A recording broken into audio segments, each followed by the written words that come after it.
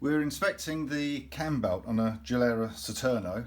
The belt has just been fitted and tensioned, and we're checking it, and what we find quite commonly is, because the manual doesn't give you all the information, the belt in reality is very slack. The engine's in the position that it has been timed, so we're at top dead centre and the cam wheels and the front will line up with the marks. However, that is, whilst that's the position for tensioning, for timing, it's not the position for tensioning.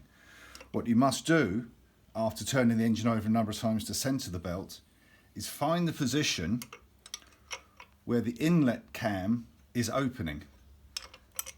That puts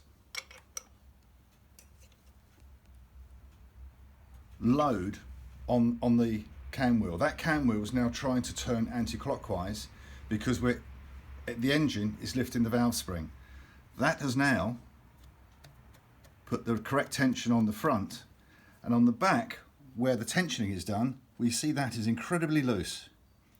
This is a result of the tensioner being slackened and then tightened. It's a spring-loaded tensioner in the wrong engine position.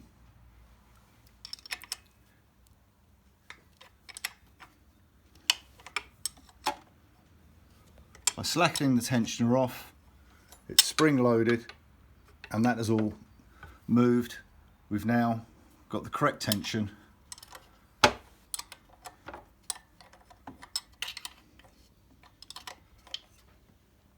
and we can tighten, and that now gives us the correct tension on the belt.